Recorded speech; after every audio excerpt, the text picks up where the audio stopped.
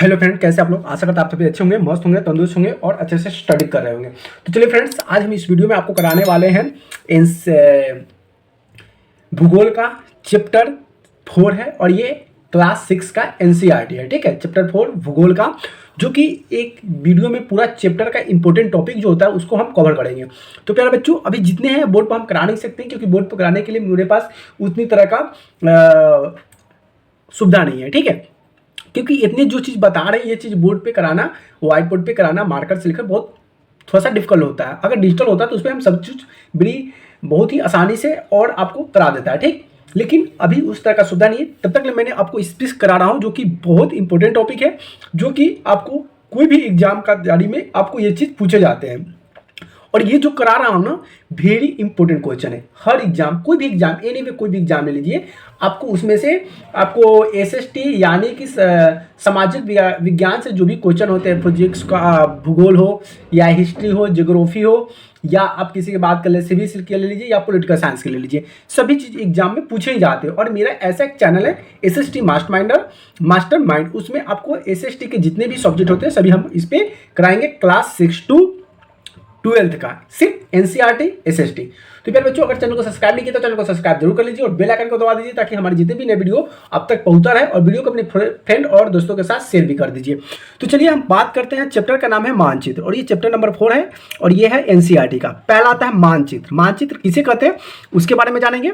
देखिए, मानचित्र पृथ्वी की सतह या इसके एक भाग का पैमाने के माध्यम से चपटी सतह पर खींचा गया चित्र है। मानचित्र क्या है कि एक ले लीजिए, कोई सतह ले लीजिए, कोई भाग लीजिए और पैमाना के माध्यम से बीच वाले भाग को दर्शाया गया है, चित्र को खींचा गया है, उसे हम कहते हैं मानचित्र। जैसे कि हमारे पास 2 मानचित्र है, उसको हम दिखा सकते हैं, लेकिन अभी तो दिखाना थोड़ा सा डिफिकल्ट होगा, फिर भी हम कोशिश करते हैं और उसको आपको हम दिखाने का प्रयास करते हैं। ठीक है,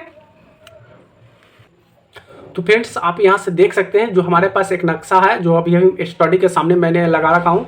यहाँ पे लिखा हुआ है बिहार, और बिहार के ऊपर में छोटा सा है, उसका नाम होगा राजनीतिक मानचित्र। और एक कदम कैमरा इधर घुमाऊँ तो इधर भी जो कैमरा आप यहाँ पे देख रहे हैं, ऊपर में भारत लिखा हुआ है और यहाँ पे जो नक्शा है, इस नक्शा को भी बोलते हैं राजनीतिक मानचित्र बोलते हैं। तो ये सभी जो आपको दिखाई दे रही है मानचित्र में दर्शाया गया है, यहाँ पे है, और बिहार का यहाँ पे है, जो बिहार का यहाँ पे ये सभी चीज़ दर्शाया गया है। तो नक्शा इस तरह का भी होता है और वह कुछ बैलून आकार इस तरह के भी नक्शे आपको दिखाई देते हैं। तो ये सभी क्या है, नक्शा है बिहार का, जो जिला के दर्शाया गया है, रोड, सड़क और पैमाने को यहाँ पे दर्शाया गया है। तो इसी चीज मानचित्र के बारे में जानेंगे, कौन सी मानचित्र क्या बताता है। तो चलिए फिर आते हैं टॉपिक के पर।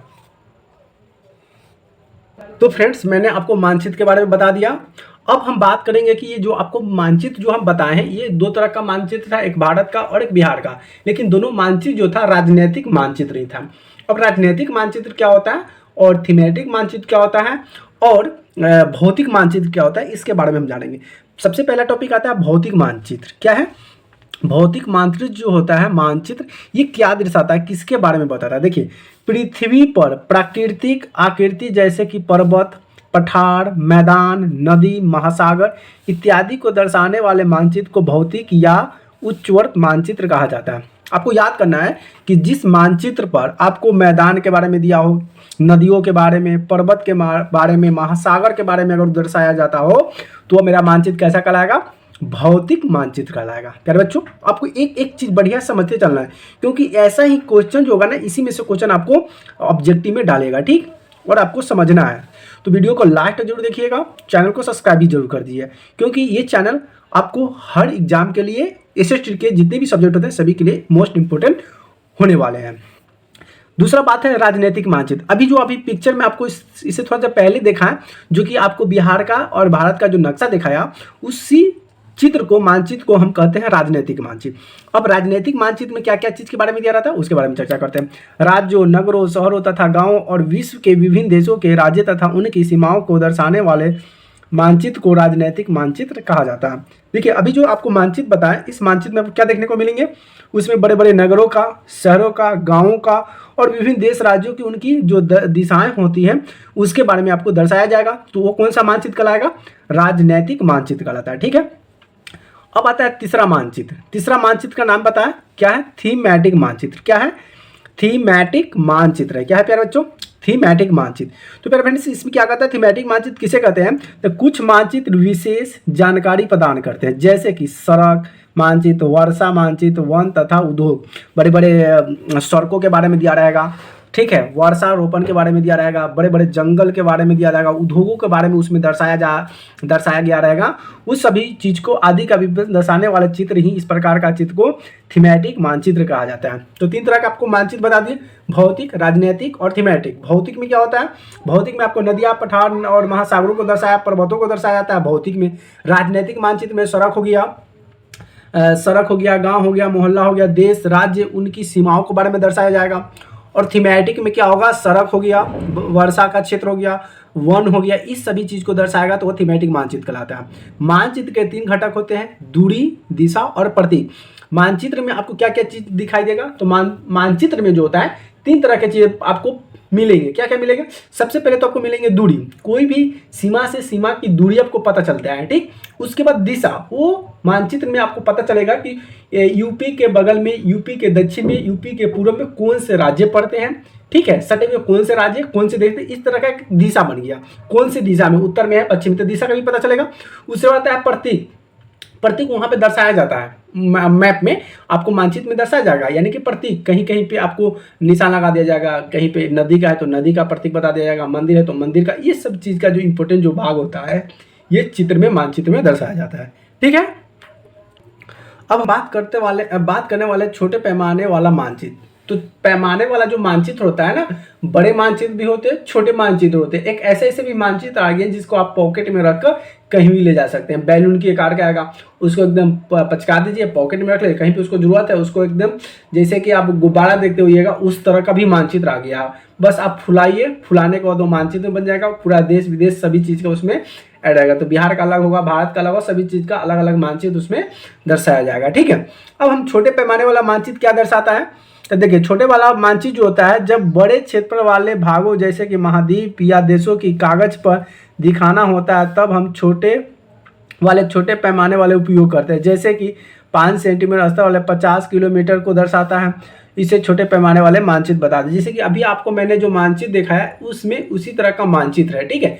1 सेंटीमीटर में कहीं पे लिया जाता है कि 1 सेंटीमीटर और 11.100 किलोमीटर। तो उस छोटे छोटे मानचित्र में ना बड़े को छोटा में दर्शाया गया कि 1 सेंटीमीटर आप मापिएगा ना, तो उसके बदले हम 4 किलोमीटर मांगेंगे। हो सकता है कि 1 सेंटीमीटर और हम 10 किलो मांग सकते हैं, तो ये मानना रहता है, ठीक है। क्योंकि दर्शाना भाई उतना दर्शाने के लिए फिर उसको बहुत बड़ा चाहिए, इसलिए छोटे छोटे मानचित्र में इस सब चीज़ को माना जाता है कि 1 सेंटीमीटर बराबर हम मान लेंगे 5 किलोमीटर, तो उसको दर्शाने में आसान होगा क्योंकि जल्दी कैवरेज किया जाता है, इसीलिए उसको दर्शाया जाता है। तो याद रहेगा कि छोटे पैमाने मानचित्र में क्या दर्शाते हैं, तो उसको कागज पर दिखाने के लिए उसमें छोटे पैमाने का प्रयोग किया है। जैसे कि 5 सेंटीमीटर में 5 किलोमीटर, तो 1 सेंटीमीटर में 100 किलोमीटर, ठीक, समझ में आ रहा है ना। चलिए अगला हम बात करते हैं मोस्ट इंपॉर्टेंट बात की, बड़े पैमाने वाले मानचित्र छोटे पैमाने वाले मानचित्र की अपेक्षा अधिक जानकारी प्रदान करते हैं। अब क्या, इसको भी ध्यान समझिएगा, क्या कहा कि बड़े पैमाने वाले मानचित्र छोटे पैमाने वाले मानचित्र की अपेक्षा अधिक जानकारी प्राप्त। तो बात तो सही है, अगर बड़ा है तो जानकारी तो ज़्यादा देगा, उसमें भी डिटेल देगा, हर कुछ देगा। जैसे कि हम देखा है यहाँ पे मानचित्र जो था, एक छोटा भी मानचित्र है और एक बड़ा भी मानचित्र है। तो बड़े वाले मानचित्र में हर चीज़ डिटेल में दिया गया है, हर चीज़ को लंबाई दूरी के हिसाब से सब कुछ बताया गया है, लेकिन छोटे वाले में कम, क्योंकि उसमें छोटा है तो छोटा में एब्जॉर्ब करना है, तो बड़े वाले में ज़्यादा जानकारी हमको प्राप्त होता है। समझ में आ गया। चलिए अब हम बात करते हैं दिशा की, बात करते हैं दिशा। देख लीजिए, ध्यान से समझिएगा प्यारे बच्चों, वीडियो को लास्ट तक जरूर देखिएगा, चैनल को सब्सक्राइब भी करते रहिएगा। अब हम बात करते हैं दिशा। दिशा कितने होते हैं, 4 होते हैं, लेकिन सही से पढ़िएगा तो दिशा जो होते हैं ना 8 तरह का हो जाते हैं। पहला तो मेन क्या होता है, उत्तर, दक्षिण, पूर्व, पश्चिम और दक्षिण पश्चिम, दक्षिण। उसके बाद क्या होता है, दक्षिण पूर्व, उत्तर पश्चिम, उत्तर पूर्व होता है। जैसे कि यहाँ पे देख लीजिए, ऊपर वाला होता है दक्षिण उत्तर, उसके जस्ट नीचे जो होता है दक्षिण, इसकी दाहिनी तरफ पूर्व और बाएं तरफ पश्चिम होता है।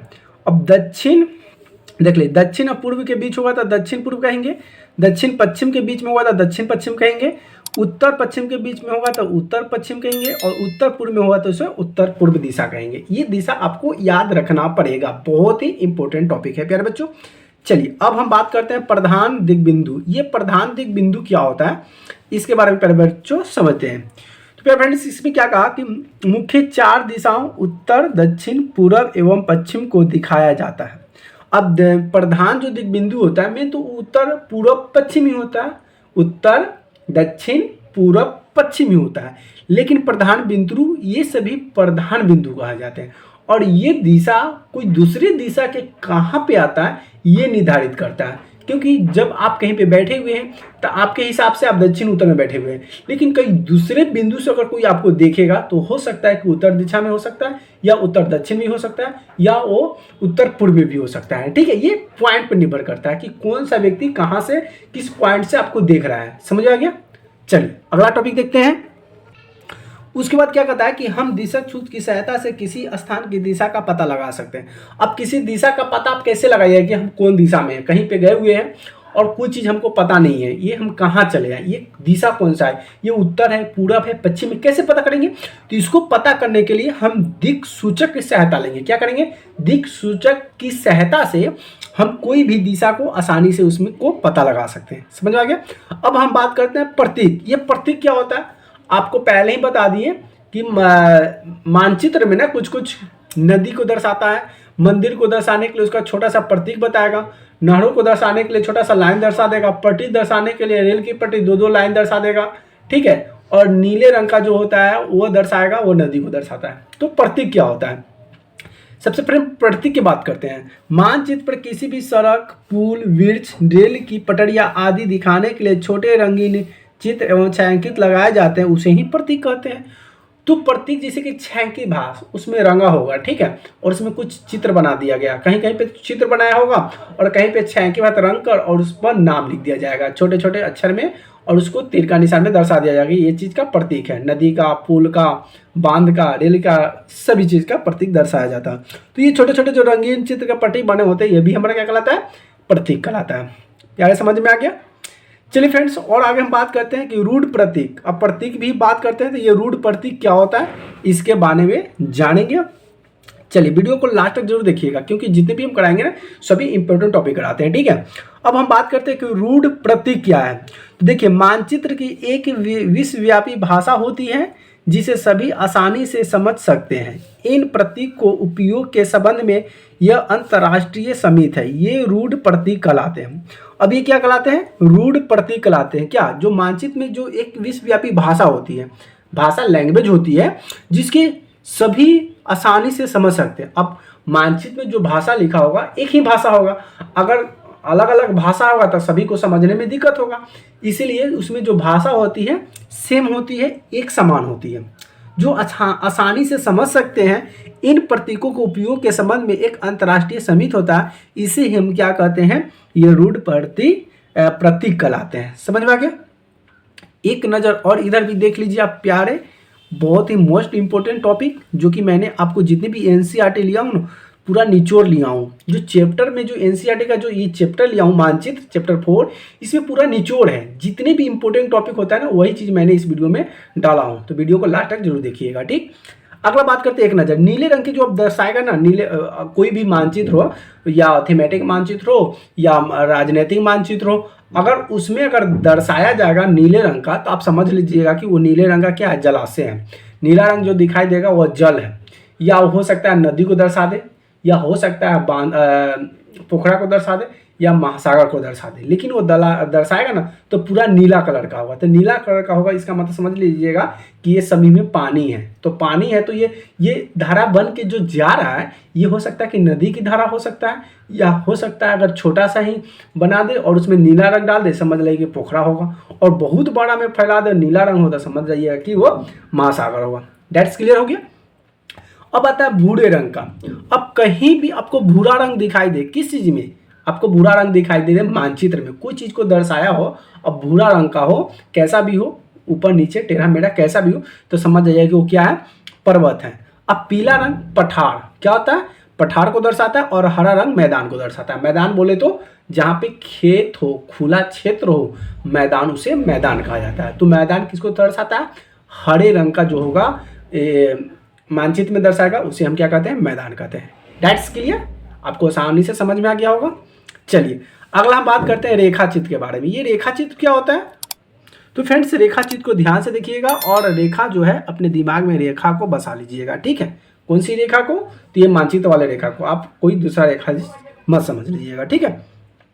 रेखा चित्र किसी को अपनी घर के रास्ते को बताने के लिए एक कच्चा आरेख बनाया जाता है जो बिना पैमाने की सहायता से खींचा जाता है, इसे ही रेखा चित्र कहते हैं।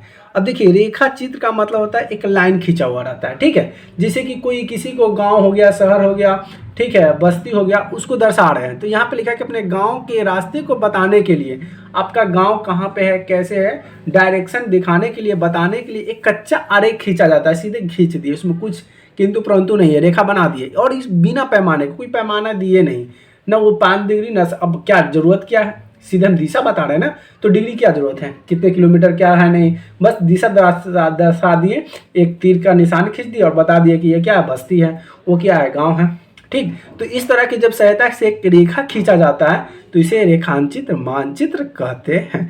चलिए, और एक मोस्ट इंपोर्टेंट चीज और एक है, और ये मानचित्र का लास्ट और आखिरी पॉइंट आ गया खाका, मोस्ट इंपोर्टेंट, और इस चैप्टर का लास्ट टॉपिक खाका। और यहाँ से टॉपिक आपका हो गया समाप्त। अब बात कर लेते हैं सबसे पहले खाका किसे कहते हैं। तो देखिए खाका एक छोटे क्या है, छोटे क्षेत्र का बड़े पैमाने पर खींचा गया रेखाचित्र, मतलब एक छोटा सा क्षेत्र है और उसको बड़े पैमाने पर खींचा गया रेखाचित्र को ही खाका कहा जाता है, ठीक है। इसके पहले बता दिया ना कि बड़े पैमाने पर विस्तृत रूप से अच्छे से समझ में आता है, छोटे भी समझ में आता है, लेकिन उसमें छोटे छोटे चीज़ रहते हैं, पूरे चीज़ को कवर नहीं करते हैं, इसलिए उसमें समझ में ज़्यादा नहीं आता जितना ज़्यादा बड़े वाले में समझ में आता है। हमारे पास जो है बड़े वाले हैं, मतलब मीडियम है, उतना खाप छोटा भी नहीं है, बड़ा बोले तो एक दीवार का आकार का, लेकिन उतना उसमें समझ में आता है। लेकिन मेरे पास छोटा ही वाला है, लेकिन उसमें थोड़ा सा समझ में आता है, और बड़ा रहता तो और समझ में आता है, ठीक है। तो इस चैप्टर का लास्ट पॉइंट था खाका, जो कि मैंने आपको यहाँ से करा दिया। और ये मानचित्र एनसीईआरटी क्लास 6 चैप्टर 4 मानचित्र, और यहाँ से पूरा मैंने कवर कर दिया। जितने भी इंपॉर्टेंट टॉपिक हुए सभी मैंने आपको कवर करा दिए। ये जो था ये बुक, उस बुक का पूरा निचोड़ है, जितने इंपॉर्टेंट टॉपिक थे ना उसका निचोड़ हम इसमें डाल दिए। आपको बुक पढ़ने की कोई जरूरत नहीं, आप बुक भी खोल के पढ़िएगा तो यही चीज़ आपको वहाँ में दिखाई देगा, लेकिन जितने इंपॉर्टेंट टॉपिक सब मैंने इसमें डाला।